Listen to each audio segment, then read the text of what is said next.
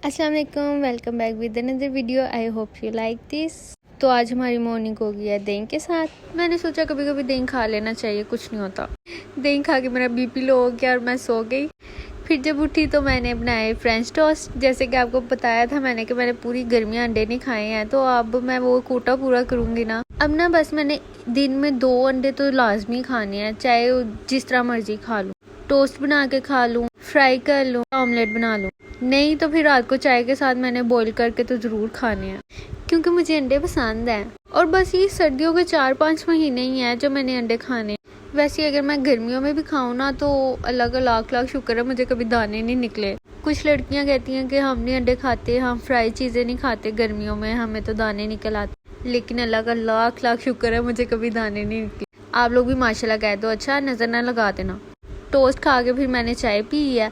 आज ना मीठा मीठा खा रही थी, ऊपर से मेरा बीपी लो, इसलिए चाय मैंने फीकी बनाई थी, अंदर चीनी नहीं थी बिल्कुल भी। वो क्या है ना, मेरे साथ एक मसला कि मैं एक टाइम में एक ही चीज़ मीठी खा सकती हूँ, 2 नहीं खा सकती। अगर चाय मीठी है ना तो मैंने बिस्किट नहीं खाने, अगर बिस्किट खाने तो चाय फीकी पीऊँगी। ज़्यादा मीठी चीज़ें खाने से ना मेरा दिल ख़राब होने लग जाता है। आज हमने बनाना था चिकन विद हरा मसाला, तो उसके लिए मैंने चिकन निकाल के रख दिया है। चिकन और गोश्त वगैरह ना हमारा वीकली आता है, तो इसलिए मैं पैकेट बना के रख लेती हूँ, तो बस जब भी बनाना होता है फ्रिज से निकाल के रख लेते हैं। फिर मुझे थोड़ा थोड़ा बीपी लो लग रहा था, तो मैंने कहा कुछ चटपटा खा लेते हैं, कुछ नमकीन। तो फिर मैंने साथ साथ गाने सुने हैं, साथ साथ मैंने कीटोस खाए हैं। आजकल ये मेरे फेवरेट है ना, इसलिए। जैसे कि आपको पता है हनी सिंह का न्यू गाना आया है, तो इसके ऊपर लिखा था क्लस्टर, मैं समझी वही गाना, तो मैंने लगा लिया। लेकिन जब लगाया तो यार अंदर कोई और ही गाना था, पुराना था।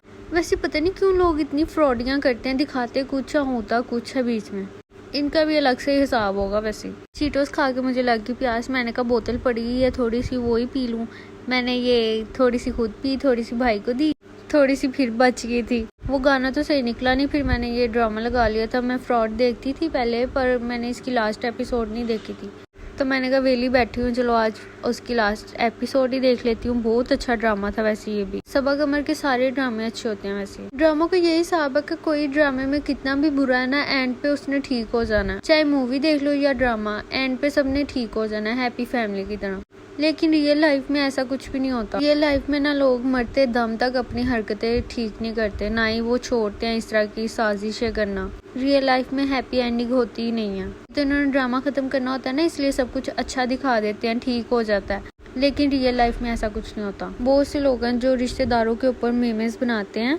ये रिश्तेदार सबके ऐसे ही होते हैं, किसी के अच्छे हों तो वो अच्छा कहे ना। बहुत कम लोगों के अच्छे भी होते हैं, लेकिन हमें क्या, हमें तो भाई बुरे तरीन मिले हुए हैं रिश्तेदार, जो कि ना कभी खुद खुश होते हैं, ना ही हमें खुश देख सकते हैं। हमारी खुशी तो उनसे कभी हजम होती ही नहीं है ना।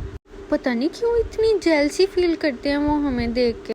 इसी वजह से मेरी किसी रिश्तेदार से नहीं बनती, सब इतने हंसती हैं ना। वैसे यार इस दुनिया में कोई भी इंसान ना फजूल नहीं होता है, हर कोई यहाँ ना किसी मकसद से आया है। हमारे रिश्तेदारों की ज़िंदगी का मकसद तो सिर्फ हमारी खुशियाँ बर्बाद करना है, हमारे घरों में फसाद डालना है और ताने मेने देने हैं बस। उनका इस दुनिया में आने का सिर्फ एक ही मकसद है कि हमारी लाइफ में किस तरह फसाद डाल सकते हैं, किस तरह हमारी खुशियाँ ख़त्म कर सकते हैं, किस तरह हमें बेसुकून कर सकते हैं। लेकिन अल्लाह का लाख लाख शुक्र है, उनकी लाख कोशिशों के बावजूद भी हम बिल्कुल खुश और बाश हैं।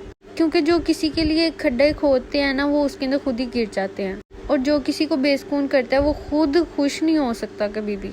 तो वो शायद अपनी तरफ से हमें बेसुकून करने में लगे होते हैं, लेकिन सच बात ये है कि उनके पास खुद सुकून नहीं है, वो खुद सुकून की तलाश में मर रहे हैं। मेरे बहुत से रिश्तेदार हैं जिन्होंने मुझे फॉलो तो नहीं किया हुआ, लेकिन सर्च करके ज़रूर देखते हैं, क्योंकि उन्हें बड़ा शौक है ना हमारी ज़िंदगियों में झांकने का। वैसे तो मैं उन्हें मुंह लगाती नहीं हूँ।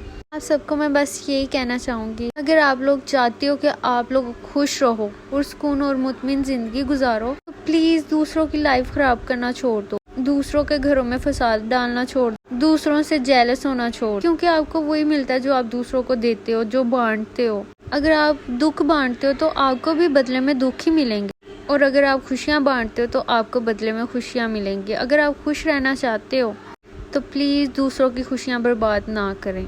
आपकी फजूल सी बातों से किसी को वक्ती तौर पर तो दुख हो सकता है, वक्ती तौर पर टेंशन भी होगी, लेकिन वो परमानेंट नहीं होता। 1 घंटा या 1 दिन या 2 दिन या चलो 1 हफ्ता, इससे ज़्यादा नहीं गम होता।